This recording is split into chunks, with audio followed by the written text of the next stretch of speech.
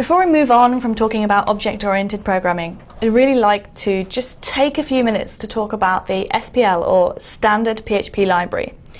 This is something that we've actually had in the language since 5.0, although it's improved enormously since then, when we seem to mostly have iterators as the features of the SPL.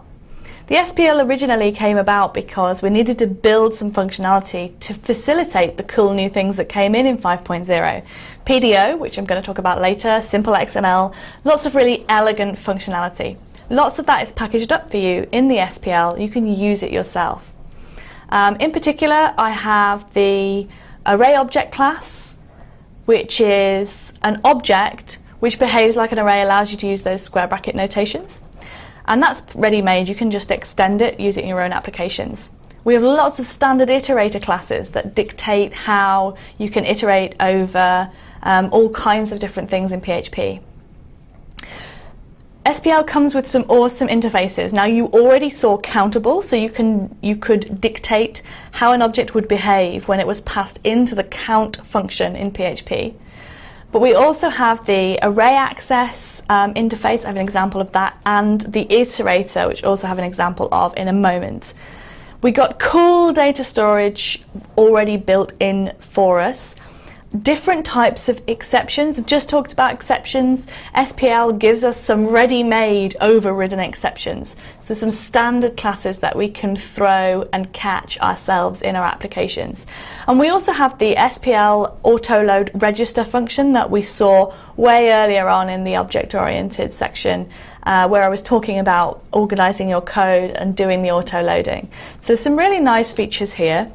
Some examples of what I've just mentioned there. The array access is an interface, so you can look up the definition of the interface, but it describes how to access array variables in an object. So it describes what happens when you add a new element to the array, when you try to retrieve an element with a specific index, and it also has isSet and unset, so that you can check. So your class, in my example, the basket class, would implement this interface, declare those methods that are in the array access example, and then you'd be able to use your object as if it were an array. So if you look at my example, I'm instantiating a basket class and then immediately using it with the square brackets, adding elements into the array, and then just accessing one of the enumerated elements of the array. So that's array access, and that's really nice to add on to give simple notation to more complex objects. So you can kind of hide some of the more complicated functionality inside and give users the access to the array notation. A really good example of this is simple XML, where the attributes of any given node are available using this array notation. We also have the iterator, and it's the same kind of thing. It allows us to for each over an object and define how that should perform. So here is iterator. It actually extends another SPL interface called traversable. This is the shape of the interface, so you would need to implement all of these methods exactly like this and flesh out what happens as you implement each one to create an iterable object. So this is a really neat trick. Again, if you do need to create objects which allow this kind of functionality, the SPL gives you a quick start and gives the ability for the for each to work. We also have a bunch of built-in iterators. I think the directory iterator and the file system iterator are the ones I use the most. I used to use kind of glob and fopen, but mostly I work with these iterators now. I find it really straightforward. We have the recursive array iterator, which lets you walk over a data structure and apply things to it. The filter iterator and the regex iterator, these can all plug together. So you can be iterating over something and filtering it and then possibly performing an operation on it. The documentation has really good examples of all of these. And there's also the recursive iterator, which allows you to iterate over something which is itself iterable. Perhaps a little bit of an edge case, but very powerful in the right application, so worth a mention. SPL offers us some built-in data structures, and there's a few here that I want to mention. If you have a formal education background in computer science, then you'll know what I mean when I say we have an SPL doubly linked list. If you don't have a formal background in computer science, then welcome to the club. I don't either, neither do most web developers. However, the linked list is a really cool data structure. It's a way of storing data, and it also has information about what is before it and after it in a queue. So you can imagine that each piece of data can tell you where to go before and where to go after. It's like a telephone chain. With that basic idea of here is some data, and if you want to go back, then you go to this object, and if you want to go forward, you go to this object, then we can build some more sophisticated features on top of that as well. And the examples here are the SPL stack and the SPL queue.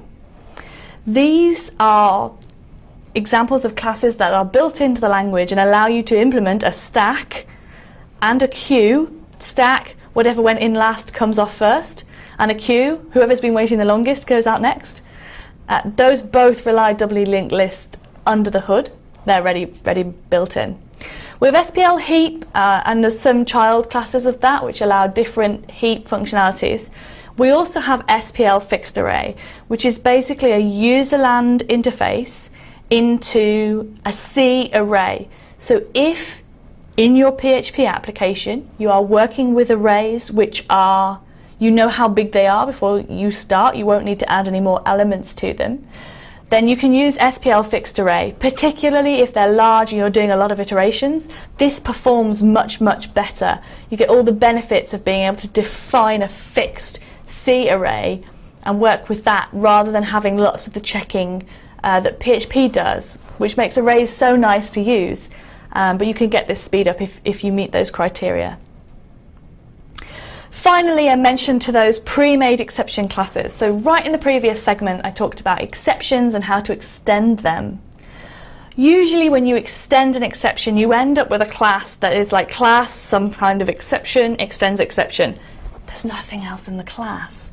So these pre-made exception classes just kind of save you from having empty exceptions. If you can use one of these, then they're quite a nice helper. So you can just be like, unexpected value exception. Yeah, that pretty much tells the story.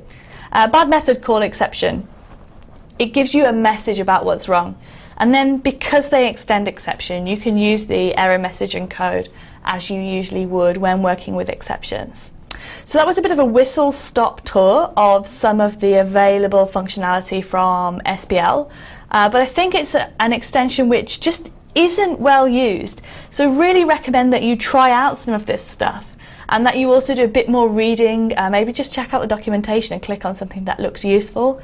There are some absolute gems in this part of PHP, and it's something we don't always see all that often.